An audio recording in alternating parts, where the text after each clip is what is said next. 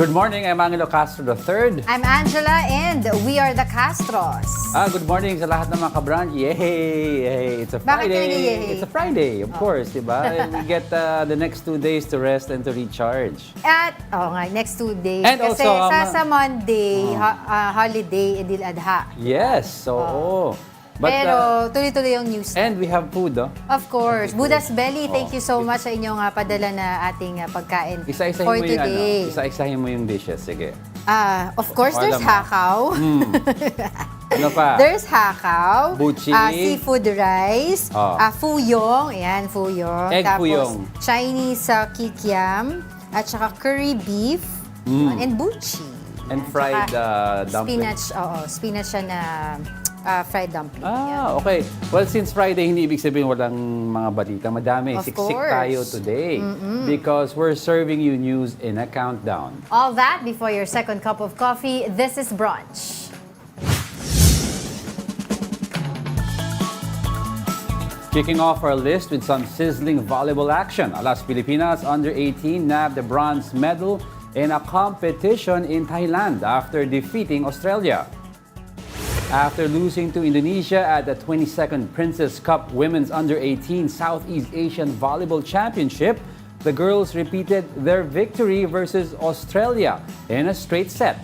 Team captain Harleen Cerneche, Denisi Dailisan, and Ashley Macalinao led the team, while Kimberly Rubin sealed their podium finish in the match's final moments. Alas Filipinas Under-18 will compete next at the 15th Asian Women's Under-18 Volleyball Championship from June 16 to 23 in Thailand.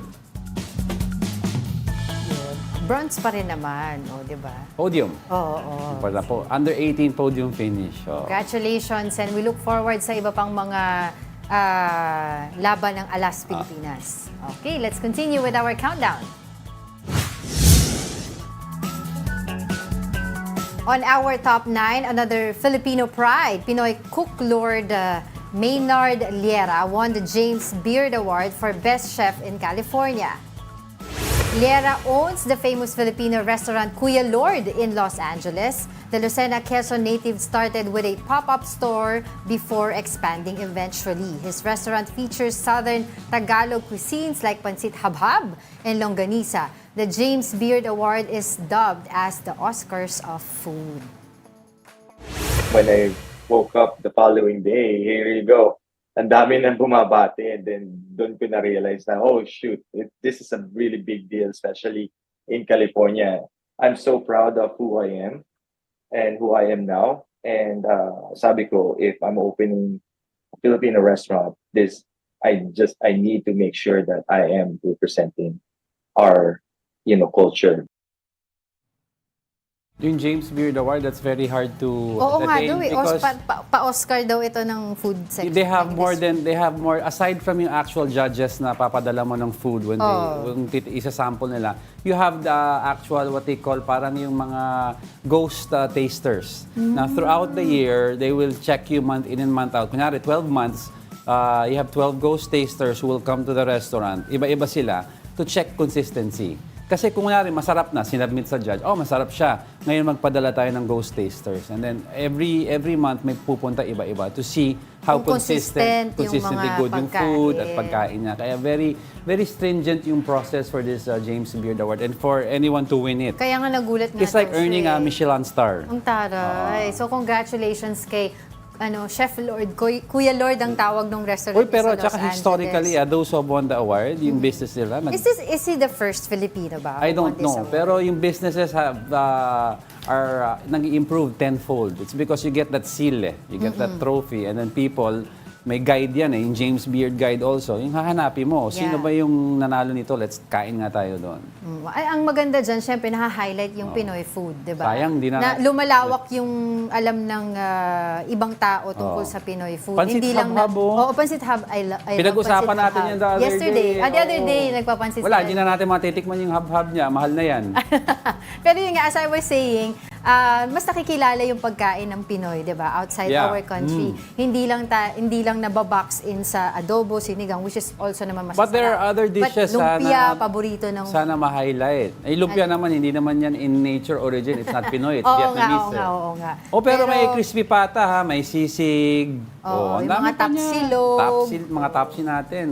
Parang ano lang Ano? Tapsi tsaka lumpia. Pang brunch. Ang brunch yan But congratulations and we are very proud of you. Ito, from Kuya good, Lord, si move Chef on tayo from good to bad. Okay. Some bad news for Meralco customers. Sits at the 8th spot. Expect a higher electric bill because the electric concessionaire will implement a higher power rate for June.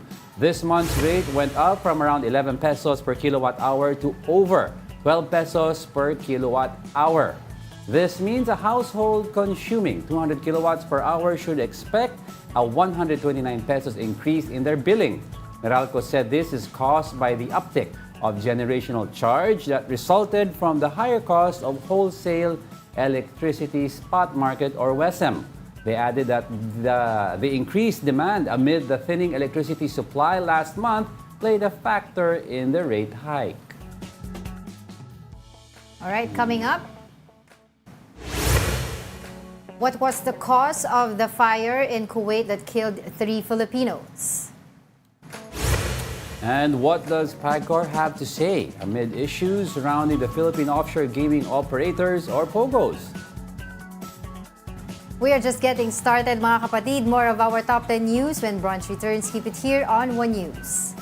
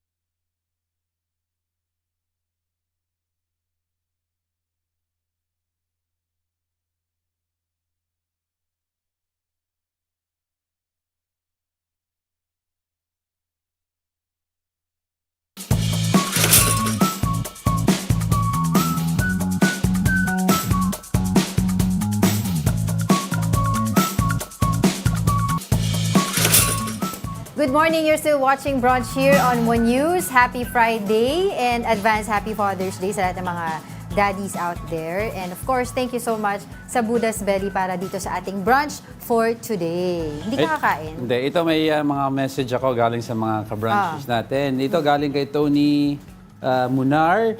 My hardworking Angela, heart.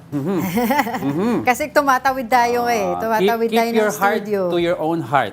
May heart na yan na iba. From Sam Pokemon Go, good morning, Ma'am Angel, Sir Angelo. Pa-continue ng rap, Ma'am. Nako. Kung ano-anong pinagtuturo niyo sa kabila kay Angel, ha? Nako. Alright, let's move forward. Wait, Happy Father's Day daw. Galing kay Ralph Domingo. Happy Father's Day, Ralph, din sa'yo. Thank you. Sige, yung mga comments, keep it coming. At saka, syempre, nandiyan pa rin yung pwede kayong maghula, di ba? O i-check nyo dito kung ano yung natin, yung top 1 natin na story for today. For the meantime, let's move forward to our topic for today. Going straight to our seventh spot, Senator Amy Marcos questions the government's decision to cut imported rice tariff rate to 15%. Senator Marcos says there were not enough consultations with NEDA and industry stakeholders. She also questions why the tariff rate cut is effective for nearly 5 years until 2028. NEDA earlier said that the lower tariff rate will reduce the prices of rice and slow down inflation. Group Bantay Bigas, however, warns of possible influx of imported rice in the market. Kailanman hindi ito sagot para So actually, yan yung issue nga na sinabi nung NEDA, I think 2 weeks ago, di ba, na ikakat yung tariff prices ng mga imported na bigas from 35% to 15%, which in fact ay syempre kinagulat ng mostly ng mga magsasaka because sinasabi nga nila ay ang tawag dito, malulugi yung mga farmers natin dito. Siguro let's take a listen muna kay Yes. Senator Amy Marcos on this issue. kailanman hindi ito sagot para mapababa yung presyo ng bigas. Kailanman at kasabay niyan ay siyempre yung pagbulusok o mas matinding pagkalugi sa hanay ng ating mga magsasaka dahil kapag alam natin na bumababa ang tariff ay talagang todo-todo ang mag-i-import. That was Cathy Estavillo. Bantay on that Bigas. issue. Bantay Bigas. You have to remember kasi yung importing, to stimulate imports is temporarily or short-term lang yan to stimulate other competitive prices na bumaba locally. Pero eventually, since humina ang pagbenta nila, yung production at saka yung income ng farmers, liliit. Kasi sila reliant on stimulus 'Di ba? Kasi yung tariff na supposedly nakikitain sa tariff, papunta sa kanila. What happens kung tinigil na natin yung imports? Exactly. Humina ang production, hindi sila makapag-supply sa atin. Pero ang other side of the story, alam mo ba yung kay Senator Amy? Yes, kini-question diba? niya yung mga ito, pero hindi ba kayo nag-uusap ng kapatid Hindi mo? talaga, because the last time na na-interview siya, sinabi niya, or sino ba nagsabi nun? Si First Lady na last time nakita sila December talaga. But she's been invited naman daw sa Hindi, kaya sa mga lunches nila every Sunday. But yun nga, lagi naman di ba? Pag may issue, laging kumukontra ito Ang sinasabi si lang Senator nila, yung Amy rift must Marcos. be true. Kasi people were doubting this before. Kasi if you remember panahon ni the late President Pinoy, whenever you'd interview Senator Bam Aquino at that time, he says, well, I spoke to him the other day. He explained to me this. Pero yung dialogue nito is, ang questioning on air or outrightly in public, yung moves ng NEDA. Usually, kung kapatid mo naman yan, nakausap mo na yan So you can also speak on his behalf most often than not. Pero yun nga, until now kasi, ang sinasabi dyan, it's all parang press release, no? Yung pag-cut nitong tariff. But until now kasi wala pa siyang execution or implementation dahil yung mga ibang traders daw ngayon is in limbo because sabi niya, ano ba, mag-aangkat na ba kami? Implemented na ba itong 15%? Because syempre sila, antayin nila yung 15%. Mas mababa yun 'Di ba? Kaysa yung mag-angkat na sila ngayon na hindi sila sure, baka ibigay pa rin sa kanila ay 35%. But ang masakit dyan kasi until 2028 nga yung supposedly implementation nito. Which is sabi nga nila, kawawa talaga yung mga local farmers natin. By cutting tariff, bababa yung presyo ng imported quality rice. Ang hope kasi ng government is yung local farmers natin will follow suit by dropping their prices. But when they drop their prices, liliit ang kita nila. So ang feeling ng government by subsidizing them from the tariff, baka makabawi pero hindi. May long-term impacts to na hindi pa nako-compute. Kaya I think one of the parang mga organizations sa yung mga farmers, if I'm not mistaken, yung Free Farmers, Yes. ay gusto nila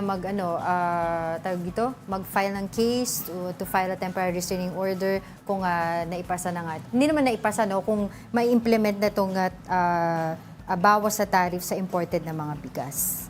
Alright, let's move forward to our next topic for today. Ongoing saga ito, Sizzling at the sixth spot is expelled Congressman Arnie Teves. He remains in Timor-Leste after the country's Court of Appeal ordered a house arrest against him. This means that Teves will stay in his rented house, heavily guarded by security personnel. His attorney, Ferdinand Topacio, said the Timor-Leste court granted the request for house arrest after Teves was not deemed as a flight risk.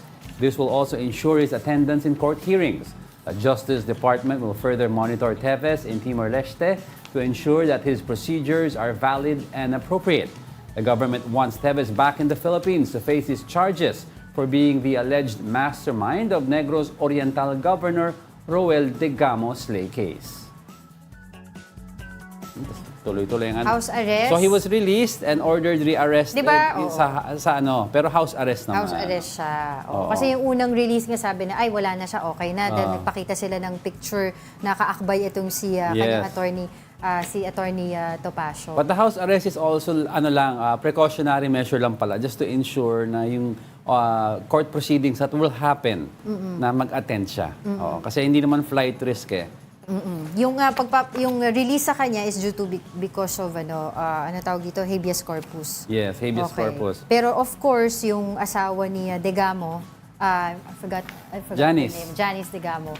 Si Mayor. Siyempre, umaasa pa rin siya na talagang mapapabalik dito si Teves To face the charges. to face the charges and all the allegations against him. Ang daming hindi humaharap sa mga charges na. May kibuloy ka, tapos may ganito. Si Kibuloy ba nasa top natin?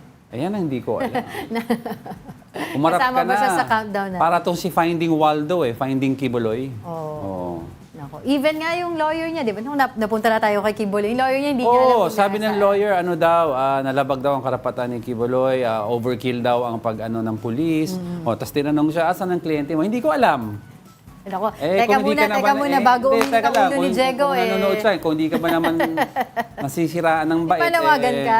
Panawagan ko, wag na Finding Kibuloy. Diba? Harap mo si Kibuloy. But yung kanyang mga supporters ay magpa-file ng case against the PNP because O di file din ng case yung supporters supposedly- niya. Nag-binatter canon yung police they will. Di ba sabi naman ng Ganun na PNP? lang. Bakit ba tayo napunta kay Kibuloy? Si Teves pinag-uusapan natin. Uminit lang ulo ko sa mga Friday taong... na Friday. Kumain ka muna. Nakakainit lang na ulo mga taong hindi humaharap sa sa batas. Butchi ka pero muna, yung mag-butchi ka muna. mga maliliit na tao na walang... Ilayo yung butchi. Nagsasalita pa ako. Mga maliliit na tao na walang capacity ipaglaban ng sarili, Totoo. humaharap sa batas. Pero itong dalawang taong malalaki, Because mayaman, May kayang, runaround. lahat ng kayang gawin na palusot Ay. ay pwedeng gawin. please naman, no? Parang awa na. Oo. Let's continue with our countdown. Coming in at our top 5, at least 3 Filipinos died while 2 others are in critical condition after a fire broke out in building in Kuwait on Thursday. Marian Enriquez with the details. Dark and thick smoke emanated from this burning building in Mangaf City, Kuwait, early Wednesday morning. Occupants of the building are migrant workers, most of whom are Indian nationals. 11 of the building's residents are Filipinos. A netizen said they witnessed how huge flames engulfed the lower floors of the building. According to the Interior Ministry of Kuwait, 49 people perished in the blaze. 3 of the dead are Filipinos, according to the Migrant Workers Department. 2 suffered injuries and are currently in critical condition. The rest are confirmed to be safe. The DMW says these OFWs work in a construction company. Currently reaching out to the family. Ang ating labor attaché at OWA and embassy are now at the forensic with the forensic authorities. The DMW is now working on repatriating the remains of the Filipino victims. Many perished in the fire because it happened while the workers were asleep. Some survivors said it started on the lower floors of the building. The workers on the higher floors were not able to escape immediately. Some even jumped out of the building just to escape the thick smoke. The Deputy Prime Minister of Kuwait accused the building owner for allegedly overcrowding the building with migrant workers just to earn more. Authorities said they will coordinate with other real estate owners in the area to avoid such incidents. The cause of the fire is still under investigation. The Department of Migrant Workers continues to monitor the situation of the affected OFWs. For News 5, Marian Enriquez, we are One News. Of course, nalulungkot natin dito yung nangyari, no? Dahil may mga kasama Ilan ng sila? mga Tatlo? Filipinos, oo. Pero more than, mga 11 ata yung affected. Pero 3 yung namatay and then there are 2 critical. So building ito ng mga overseas Skilled workers. Skilled workers. Oo. Actually, mas maraming namatay mga Indians Overcrowded din, daw. Pero ano yung cause ng fire? Right now, inaalam pa rin daw nila yung cause ng fire. Pero doon daw kasi sa building, at least 20 gas tanks ang nandoon kaya siguro. And sabi nila itong mga critical na, casualties, Ayan. 3, tama ako. Naka-flash sa screen natin. Oo, tapos Hindi 6 pa. yung safe. 3 casualties, 2 in critical condition, 6 are safe. So all in all, 11. 11. So, sila. 11 yung mga Filipino. Tama ako, 11 yung mga Filipino doon. And yun nga, yung nasa critical na condition, yung mga nasa ICU, wala sila actually mga sunog or whatsoever. Smoke inhalation. Smoke inhalation talaga yung naging problema. Let's just hope yung casualties hindi mag-jump sa 5 na mag-recover itong dalawang critical. Oo. So, yung Department of Migrant Workers naman are in contact or in coordination with the families, kung magpaparepatriate ba sila. And yung others na, yung dalawang critical, baka kasi yung family nito gustong pumunta doon at para dalawin eh. So, they're also open to that. They're also coordinating doon sa mga possibilities na makapunta yung kamag-anak nitong dalawa na nasa critical condition. But of course, sabi nga naman ni Secretary Kakdak, everything's in coordination when it comes to yung mga tulong, etc. And nakikipag-usap din yung employers nitong mga biktima ng sunog. Pero all in all, no, 49 pala ang casualties. 49, I said kanina Oo sa nga. mga... Hindi, pero naano ko, so out of the 49, 3 ang Pinoy, the rest iba-ibang nationality. Yes. Oo. Alright, of course, pinapaabot natin yung ating pakikiramay dito sa pamilya ng mga naiwan nila. Okay, we'll be back with more stories after the break. Keep it here on One News.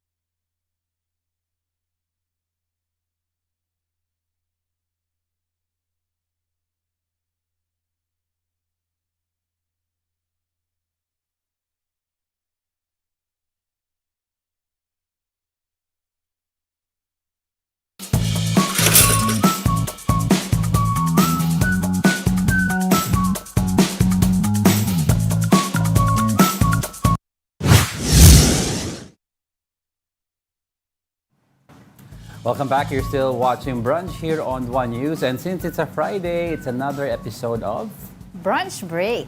Yon. The LGBTQIA+ community celebrates Pride Month this June. And it has been a yearly tradition for the community to become together and celebrate love at the Pride Festival in Quezon City. Now, what should we expect in this year's edition of Pride Festival? Let's discuss this with one of the Pride PHS founder, Radem Musawa. Radem. Hello. Good morning. Finally. Thank you for having me on your studio, finally. Okay, let's start this off, Radem. First of all, tell us again why June is Pride Month and why is it important for us to, celebrate this? Well, I would like to start with, we celebrate Pride Month to really highlight, Pride Month started as a protest during the Stonewall riot, and here in the Philippines, we have series of efforts in marching for the rights of the gender marginalized group, which is the LGBT community. It started in 1992 with the lesbian community fighting for the lesbian rights. In 1994, we have the parade organized by Pro-Gay and Metropolitan Community Church. But the first Pride March where a lot of LGBTQIA+ organization came in to really rally and push for legislation is actually on 1996. So yun yung history natin dito here in the Philippines. For now, the Social Equality Bill is still pending in the Philippine Congress for 24 years now. Tagal na pala, no? Matagal na. And it's a very long overdue and we're still fighting for it. So, why June? Actually, you can celebrate Pride March any month in the year. But of course, naging June siya is because a lot of Pride marches all over the world are June always in sineselebrate. June. So kumbaga yung June is just parang yung pinaka-festival niya. Yung Pinaka-festival, highlight, symbolic Coinciding lang, with parang other countries. unity coinciding with other countries. Okay. However, we have a lot of LGBT organizations all over the Philippines where they celebrate their Pride parade and Pride event on November, December, August, and some of them, I think, in April. So it really depends. But of course, you celebrate love every day. Of course. I agree with that. Hindi pwede June lang. So yes. I agree with that. True. Pero yun nga, syempre, let's talk about yung Pride celebration here sa Philippines. Yes. No? Isa ka nga sa founder ng itong mga nagaganap na ito na event, Pride PH. So, ano bang pinagkaiba nito compared dun sa last year na celebration? And every year ba, iba-iba yung theme? Tell us more about it. Yes, from last year's celebration where we are so grateful about because it was a landmark celebration. We were able to gather and to have attendees, like 110,000 attendees from last year. And we hope to top it up this year to have more attendees to come together.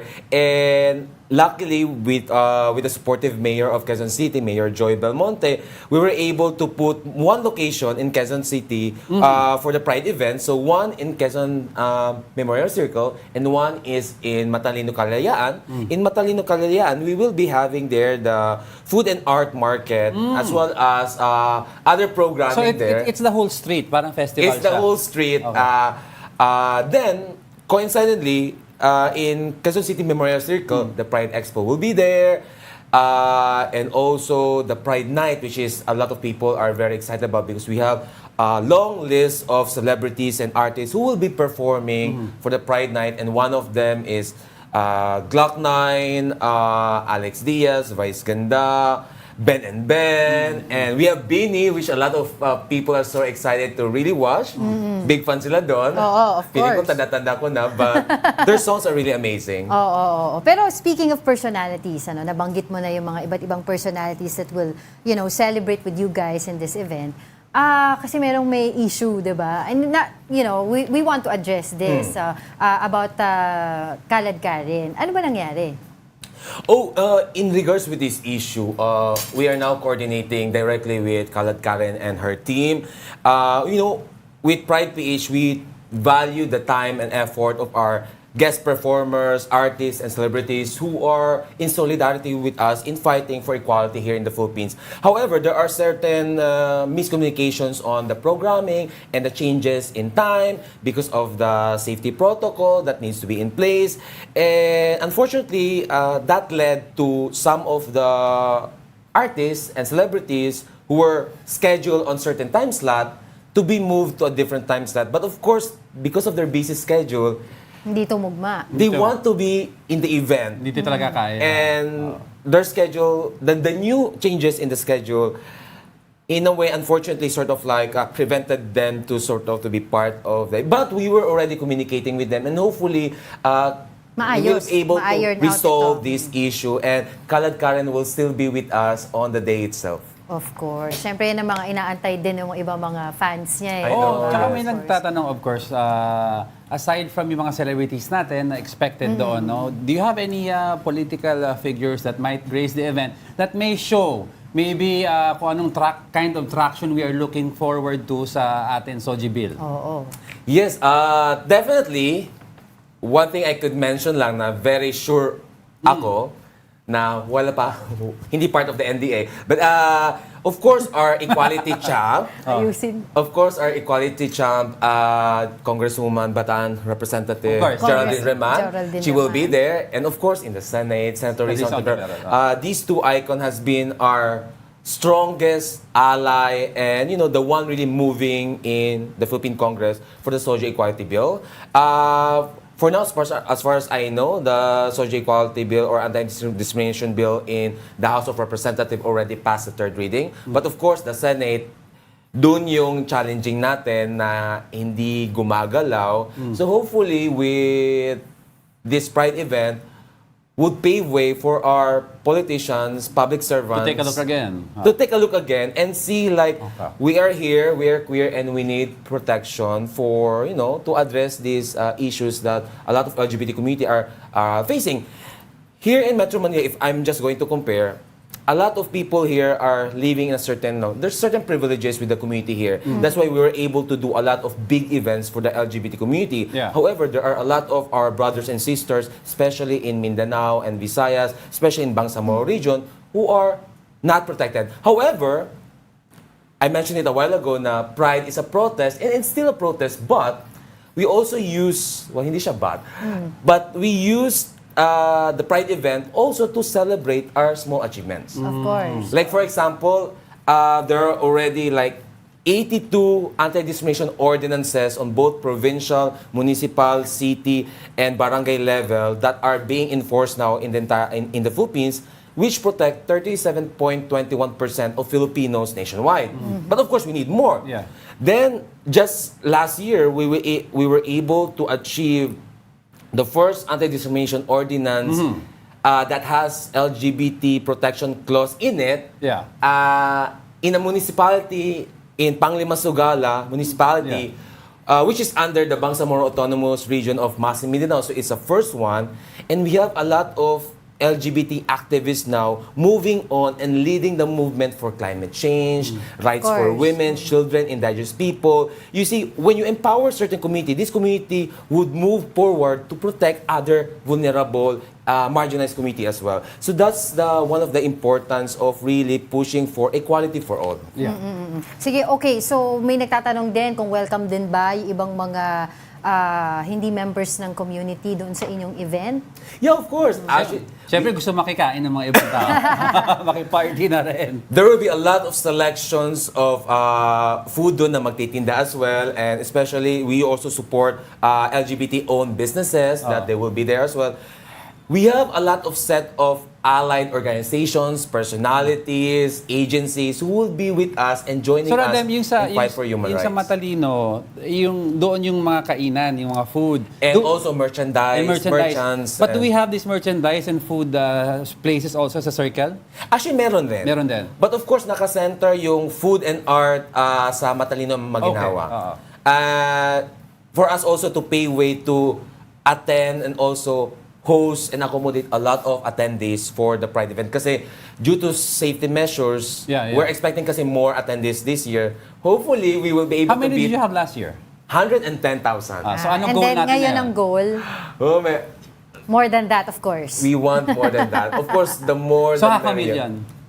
Hopefully, why Hopefully, not? diba? They reach for the star. Actually, in malay mo. Thailand, they just had their Pride event. They were able to gather 205,000 attendees. O dapat lampasan natin yun. Last year, we were the biggest Pride attendees in Southeast Asia for 110. Oh, diba? So now Thailand sort of like already Dinoble. So hopefully us will be able, I mean, it's a healthy competition. Yes, and yes. the goal is really to push forward the agenda for equality here in the Philippines. I'd like to touch on that. No, do you expect some delegates from other countries to come in to join the Pride event? Yes, actually we have a lot of diplomatic agencies and even UN agencies who will be joining us this coming June 22, and they will be giving speeches as well. These are also the embassies that has been supporting the movement, the marginalized community on the ground, not just in Luzon but also Visayas and Mindanao. For example, with the German embassy, we were able to do human rights caravan all over Mindanao from last year, and which that effort led to a lot of LGBT organizations being created at the same time to push for that ADO in Bangsamoro. Kasi alam mo naman ang ating mga kaibigan sa Yeah. LGBTQ community, very busy sila sa pagpupromote ng iba't ibang mga social issues, right? Yes. Si Radem, napaka-busy. Yes, of course. Siyempre, bago ka pa, di ba, kung ano pang pag-usapan natin dito, maraming nagtatanong pa paano ba sila makapunta dyan, kailan ito, May mga anong tickets ba? oras, how are they going to participate in that event? Alam mo, yung fight natin sa pagmamahal and inclusivity, libre yun parate. And of course, this Pride event is free for everyone. May it be you're a member of the LGBTQI+ community or you're an allied supporter of the movement. You're free to come. The Pride Expo will start at 12 noon. 12 noon. And there will be a lot of programming all throughout at Quezon City Memorial Circle. Also, at the same time, the food and art market as well at Matalino Kalayaan would also start by 12. The Pride Parade would start at 3 p.m. And after that, then we will start the Pride Night program where all the performers and concerts and other activities will Onwards na be yan. merging at QC Memorial Circle. What site can they look into para sa iba pang detalye? For more information, you can visit the Pride PH Facebook page and also Instagram page and also Twitter. We always post there all the needed information for everyone to be able to know for the upcoming event this June 22. And please join us in fight for equality here in the Philippines, because no one is free until everyone is free. Madami daw nagtatanong. Hindi, teka lang, may dami nagtatanong. Pwede ba daw i-message si Radem sa kanyang Instagram account? Ayun. Yes. Medyo makalat ako on Instagram, but yes, my Instagram is open to the public. O yun. Yan yung name niya, Radem Musawa. Yes, it's Radem Musawa, so everyone can touch base me on that. And you could also, if you want also to update on what's happening in the movement in Mindanao as well, I always constantly post there on programs, not just for the LGBT community, because most of my programs naman hindi lang focus on the LGBT, but also on human rights. indigenous community. Idagdag before we go, kasi Radem is also a director of documentaries Yes. that have won numerous awards time and again. We viewed some of your documentaries before, di ba? Yes. Oo, yun. Oo. So si Direct Radem I'm also a yan. documentary filmmaker, and now I'm also in the process of making my next documentary, which is focused on environment. Yun. Environment plan last year. About the sea. This time it involves the trees. Of course. So, abangan natin yan. Napaka-busy. I Napaka-busy. know. But Kayo thank lang you love so life. Joke lang. But thank you so much for gracing us here on our show, and thank you din sa pagpupromote mo lagi ng Love Knows No Boundaries and Love Knows No Gender. Thank you so much and congratulations. Yeah, thank you so much for having me here, and hopefully everyone can come and join us at the Love Laban to Everyone Pride Festival on June 22. Thank you so much and happy Pride. Yeah. Happy Pride! Ito po ang ating Pride PH co-founder, Radem Musawa. Thank you so much for joining us today. Thank you. Gising. Nag-space- Kakain muna kami nag-space nila din out of dito. Don't go away because we're not done yet. Stay with us.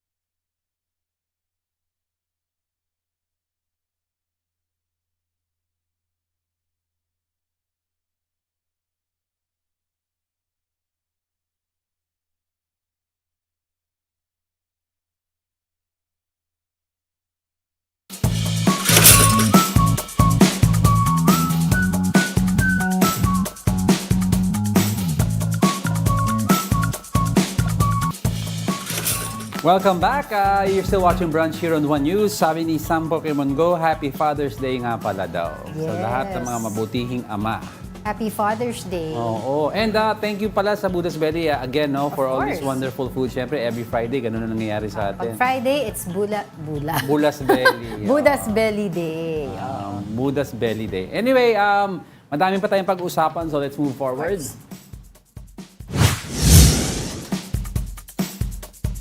Coming in at top 4, President Bongbong Marcos has signed a measure seeking to create the Negros Island Region, or NIR. Now, under the law, the new region will be composed of Negros Occidental, Bacolod City, Negros Oriental, and Siquijor.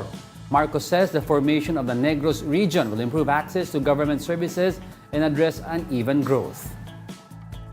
This union is long overdue and makes very practical sense, especially in the Negros Island, where people are located on one island but are governed under separate administrative regions. The President thanked lawmakers for the creation of the new region, which he says will be a center of development in the Visayas. We envision as well the NIR as one of the centers of development in the Visayas, further accelerating socio-economic development for the millions of Negrenses and providing strategic convergence regarding resources, investments, and economic planning. Actually, this is long overdue. Long overdue, sabi nga ni Pangulong. Panahon to ni Pangulong Pinoy, Yes, di ba? the late President Noynoy Aquino parang established this NIR 2015, Yes. if I'm not mistaken. Then on 2017, at the time of President Rodrigo Duterte, Nagka-issue yung budget. Sabi niya kailangan daw ng malawakang budget for this, so they stopped it. Because you have to reprint certain things daw sa capital. Yes. Plus infrastructure that needs to link both islands also. Yes. Medyo mahal. Umabot daw ng something like what? 90 million ba? For a So, bridge or something, di ba? Oo. So, pero ngayon, natuloy na, di ba, Yeah. dito sa Marcos administration, which in fact, it's a welcoming development for the, ang tawag sa kanila, Negrenses. Yes. Kasi di ba, for the longest time, it's really hard for them to go to yung capital city, di ba? Kapag magkaroon ng mga transaksyon, and of course, yung issue ng red tape bureaucracy, etc. Saka instead of having two separate Negros economic hubs, pinagsama mo yung Pinagsama dalawang mo na. hub. And so you have one center of government, technically should have less cost because instead of separate lawmakers, we want to see lang how these two, pag nag-merge sila, paano i-divide yung mga barangays or yung mga cities into districts, 'di ba? Kasi mag-iiba ang mag-iiba yung formation geographically. So pagdating sa election, paano yung Right. mag-iiba ba ang the way they are, how do you call For this? sure. The way they are formed, 'di ba? For sure yan. So right now, we have 18 regions. We have diba? 18 regions. So now this is the NIR, Negros Island. Tama ba? Negros Negros Island region. All right, let's move forward. Moving over to our top 3, Senate President Chis Escudero and House Speaker Martin Romualdez met in Malacanang on Thursday. The two Congress leaders discussed the administration's legislative priorities. Romualdez says they talked about the proposed amendments to the rice tarification law and other priority bills. According to Escudero, they also vowed to fast-track approval of bills through coordination of the two chambers. This is the first formal meeting after the leadership shake-up in the Senate. Nako, Trabaho na sila, trabaho. ano ang i-fast track nyo pa? Di ba? Ano pa? Kasi Charter we all know change ba? naman, Pasok charter dyan? change ay malaking, kumbaga, issue between the upper and the lower house during the administration. Ito na Senate President Mig Zubiri. Ito sinasabi ng mga political pundits. If under the leadership of SP Escudero, makikita mo yung charter change umusbong. In other words, baka nga may concession to put him The into power. powers that be. Hindi ako nagsabi nun to the powers that be to fast track this measure. We all know naman, ito, sinabi But rin you naman should ni know Senator. historically yung stance ni... Yes, that's what I'm gonna say. Iba na ang function niya as Senate President. Oo. He caters to the whims of all 24 senators. Exactly. Kaya 'di ba sinabi sa kanya nung kakaupo lang niya ang Senate President, you know naman my stand on this, 'di ba? Ayoko ng chacha in the first place, but of course, this is going to be a majority decision. But when have you known a politician that sticks to his stance? I don't know. Diba? Historically sa Pilipinas, politicians don't stick to what they believe in. Nag-iba yan based on how they could, for example, yung parang... Based on the political to meet climate. to meet in the middle, 'di ba? I pass your bill, you pass my bill. I scratch your back, you scratch my back. Exactly. Kaya ngayon, 'di ba? Sabi ng Congress, ang bola ngayon ay nasa Senate na when it comes to the topic or issue of divorce bill. Yeah. Wala na kami diyan. Ngayon nga lang parang meron na naman alitan ng Congress at saka ang About the divorce Senate. bill. Hindi lang sa Also, divorce bill, several but bills. also itong new Senate building. Oo. Because itong the so-called young guns, composed of the younger generation of congressmen, ay sinasabi, they support itong usisa ng Senate sa liderato ni SP Escudero doon sa medyo lumulobong gastusin ng pagpapatayo nga ng Senate building. Sa panig naman ni Senator Coco Pimentel, Coco Pimentel, sabi niya, bakit niyo kami pinakikialaman, ba't di niyo rin tignan, kung usapin naman ng transparency, ba't di niyo rin tignan yung bakuran ninyo? Dahil meron din spike ng budget sa Congress, yun yung mga sinasabi niya, mga insertions, etc. So, hindi pa nga natatapos yung, kumbaga, yung hidwaan ng dala, meron na naman bago silang mga hindi pagkakaunawaan dito. Nag-aaway ang dalawang natin. Ito, ang upper and lower chamber. Yan, isa sa mga issues. Dapat no more chamber. Alright, let's Yan ang move on. hindi pa pwede. Hindi pwede. Pero syempre, itong meeting ng dalawang leaders natin sa upper and lower, because of course, di ba, meron yung pa. LEDAC, and of course, yung nalalapit na ang SONA, di ba, ng Pangulo. Kailangan na mag-report ng Pangulo ng kanyang mga signed laws and etc., mga plans pa dito sa ating bansa. Alright? Pwede na? Pwede na. Okay, let's move on. Sipping at the second spot is Senate President Chis Escudero. The senator broke his silence about his viral incident with First Lady Liza Araneta Marcos. He said he did not mind the First Lady taking his glass of wine. Now we can see in this video that the First Lady grabbed Escudero's glass of wine and then sipped from it. She returned the glass to Escudero, then proceeded to greet the diplomatic corps at the Van de Honor or Wine of Honor in the palace. Biro tuloy ng ilan, tila naging waiter ang Senate President. In a text message, Escudero said that he was being a gentleman at that time. Some might call this traditional or under. But Escudero insisted that he was courteous and respectful to the First Lady. Tignan natin under, under. Kasi she's Wala, he's being gentleman for me. He's being parang gentleman. natawa pa siya, parang na-confuse pa siya eh. Speaking na, I mean, behaving in a certain tradition doesn't mean naman na under ka. Kung hindi ka akma sa this generation's tradition na iba na eh. What else can he do? Diba?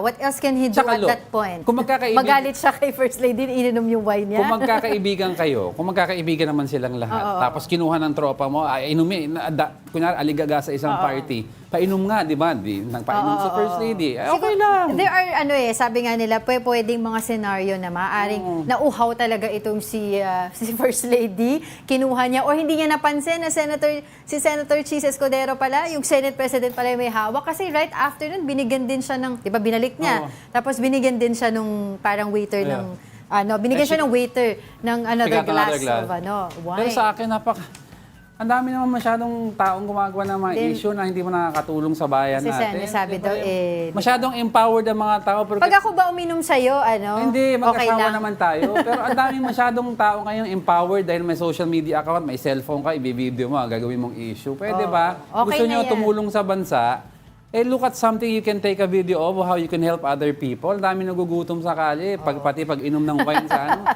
Hayaan nyo na, umiinit na ulo ni Diego. Anong next? Pero kasi syempre yung iba sinasabi nila, First Lady siya, dapat umarte ng naaayon. At Senate President din naman yung kausap niya. Ako, no love lost, wala naman akong sinasabi na hindi, kung gusto ni First mali or Lady tama. umasta ng ganyan, that's her choice. Diba? May nag-dictate ba how one should behave? This is the way she wants. This is who she is eh. Baka nga feeling natin hindi niya nakita si Senator Chis Escudero doon. Nakita niya, but I'm sure she was tired sa dami daw ng dignitaries na sinalubong nila. So pagpasok niya, di ba, syempre, Akin na nga yan yung wine. Baka magkaibigan sila. Pwede din. Oo. Oh, kasi Escudero family have been long friends of the Marcos family ever since pwede before. din. Oo. Sige, move forward na tayo sa agawan ng... Sa akin, di number 2 Ang tawag yan. dyan, Di number 2 wine yan. grabbing. I would have dropped that to number 8 or Number 8 7. pwede, no? Pero kasi Not talagang number 2. pumutok siya sa social Pumutok, media. but it's not something na would affect my Important. life. Even as Senator SP Escudero addressed that na eh. Oo nga. Hindi naman issue sa kanya. Di wag nyo na gawin issue. Kaya nga diba sinabi ko, what else can he do on that particular moment? Tama lang naman na, ano pa ba, di ba? Magalit siya, or etc. But ito na, sabi mo, hindi ka affected dito sa nangyari. Ito, for sure, affected tayo sa ating number 1.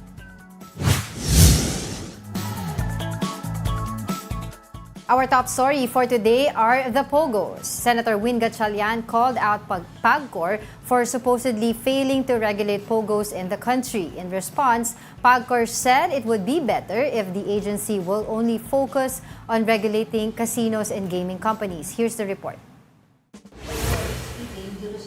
Senator Win Gatchalian backed up Defense Secretary Gibo Teodoro in calling POGOs a national security threat. This is after National Security Advisor Eduardo Año downplayed the threat of POGOs in the country amid the ongoing raid in Porac, Pampanga. Ako naniniwala dahil si Secretary Gibo ay Defense Secretary natin, lahat ng intelligence establishment na sa kanya, meron siyang dahilan para sabihin to. Yes. At ito rin yung aming nakuha noong executive session. The senator also called out PAGCOR again for seemingly failing to regulate POGO operations. He said the agency should take responsibility for the criminal activities happening in illegal POGO sites. In PAGCOR, talagang nila ito, responsibilidad nila ito.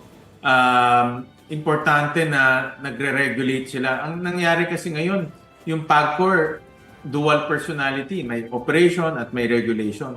Dahil dito sa conflict of interest, hindi sila nagre-regulate ng mabuti. PAGCOR Chairman and CEO Alejandro Tenco begged to differ. In an interview with Storycon, Tenco said they already closed 300 POGOs since the start of his term in August 2022. He said there are only 46 legal POGOs now after monitoring and closing illegal POGOs. After a few months, matapos pong pag-aralan namin yung sitwasyon, pinag-aralan namin itong mga licensees, ang lumalabas po ay marami sa kanila ay hindi na po involved sa gaming activity. They were involved in criminal activity. In September in 2023, minarapat ko pong i-declare na lang na on probationary status ang lahat ng licenses at re-review po namin ang bawat isa sa kanila. Despite the recent discovery of criminal activities in POGOs in Bamban, Tarlac, and Porac, Pampanga, Tenco insisted that banning POGO operations is not the solution. He reported that the government has earned over 5 billion pesos in 2023 because of POGO. Tenco claimed the mentioned numbers were higher compared to the past PAGCOR administration thanks to POGO. So how do we solve the issue on illegal POGO operations? Tenco said it will be better if PAGCOR will only focus on regulating casinos and gaming firms. PAGCOR is wearing two hats at the moment. No? We are a regulator issuing licenses to casinos and gaming companies. And at the same time, we are operating casinos all over the Philippines. We want PAGCOR to be purely a regulatory company. And then we will build out licenses of the current casinos that we operate. Okay, wala nang time pero masabi ko lang banyo yung POGO. May reason ba't binanan China at Cambodia yan. Ilang linggo na natin pinag-uusapan to eh. Ha? O yun. At dahil Father's Day ngayon, Happy Father's Day! Hindi ka naiyak.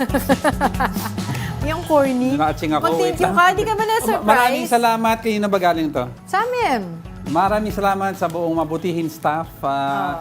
Yung mga ibang kasamahan ko dyan, sila Marvin, sila JR. Bakit may pa-speech?